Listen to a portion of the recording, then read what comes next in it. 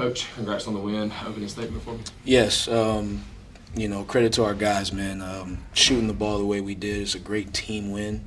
We got 5 guys in double figures, another guy with 9, 2 more guys with 7. Just a great team effort. The ball really moved offensively. I thought our defense really honed it in the second half and held them to 41% in the second half, 28% from 3. So credit to them, though, man. They can really shoot the ball. They have an explosive offense. I think they're much better than their record shows. I think they're going to start winning games here soon. So just credit to them. But overall, I felt we did enough to keep them at bay today. Gotcha. You said in the coach's show that defensively, that's how that program has changed. They make shots. You hit 22 three-pointers today on a really good program in North Florida. Kind of talk about that shift from how this game went last year, getting beat by 20-plus, to now winning by the 23-point margin. What was the biggest change in addition to the defensive switch on North Florida's part? Yeah, I'll tell you what it was. We went 2 for 19 from 3 last year. We went 22 for 43 this year. Yep. If you want to win basketball games, you got to be able to make shots. Thankfully, we got a bunch of guys in that locker room that can make them. Gotcha. We had Lamar Odom Jr., her former Buccaneer, in the locker room today, and you talked about in the postgame speech about how when he got here, he struggled a little bit. He started to figure it out, and then he played some of the best basketball of his career. This year, you've got a guy like Jesse Hoffmeister at 29 points tonight, has been on a real roll. You don't have to compare the two, but what things do you see out of Jesse that have made him catch on to CSU basketball so fast? There's a lot of similarities between him and LO, 2 guys that got here, and grad guys trying to figure everything out in 1 year. Having to unlearn what you've known for 4 years is hard. And just like LO struggled, Jesse struggled, but both of those guys were consistent in their approach. Both of those guys showed up every day. Jesse shows up every single day, and he just works hard. He does not complain. He does not. He asks questions when you need, but the dude just goes out there and works hard, and he started to figure it out, and now he really takes pride in who we are and playing the brand of basketball that we do. So really happy that he's finally seeing a lot of that stuff come to fruition. Talking about grad guys, you've got one sitting right next to you in Luke Williams, 15 points, 9 assists tonight. Against a team like North Florida that has high-pace, hyper guards, Luke is still able to do what he does. Kind of talk about Luke a bit and how the work he puts in doesn't waver based on the opponent. Yeah, I can't put into words how comfortable he makes me feel out there. 15 points, 9 assists, 6 rebounds.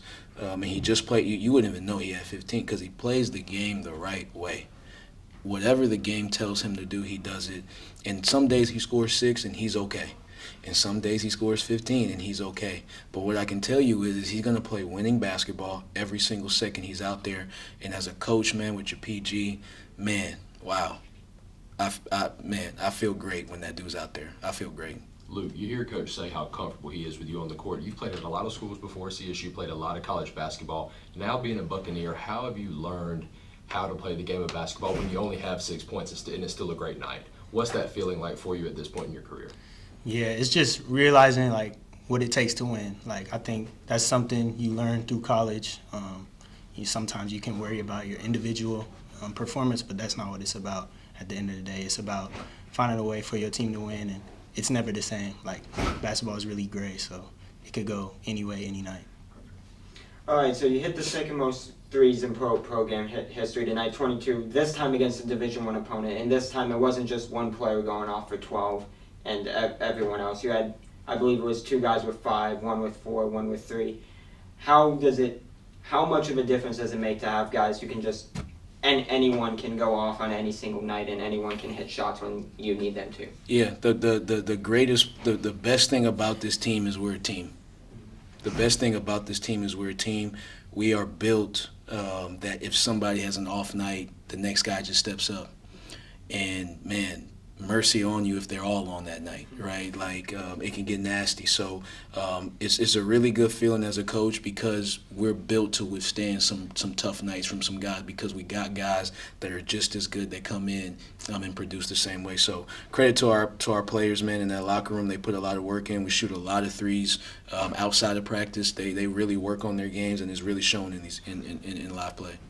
All right, and despite losing Reese Jones to the Flagrant 2, you never really saw an impact on the defensive end interior-wise. It looks like Lachey stepped up, Jesse stepped up, everyone stepped up. Just how big is it to have 2 to be able to go 2 to 3 deep when most teams can't do that. Most teams, if they lose their big, they're done. Yeah, again, it's just the power of the team. You know, this is a really good team. All of these guys, they get the same reps in practice. All of these guys understand what it is that we're trying to do out there, and they've really adjusted quickly, and I think that's why we've been able to get to where we are defensively. So, you know, it's really tough losing a guy like Reese. Like, he's a really, really big part of what we got going on, especially on the defensive end. But when you have Lachey Olalere, when you have Devin Bradford, and you have Trent Coleman, you still have a rotation of 3 guys that you can go to. So I'm really appreciative to have that kind of depth at that spot.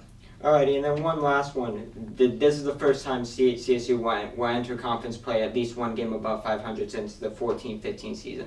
How big is that for this program? Obviously, 10 years of not being above 500 and entering conference play. It's got to be a big confidence boost. But how big is it for the program? I think it's huge. You know, we're trying to build, right, and it takes time and it takes steps. And thankfully we got these guys in the locker room that are dedicated to helping this thing move in the right way.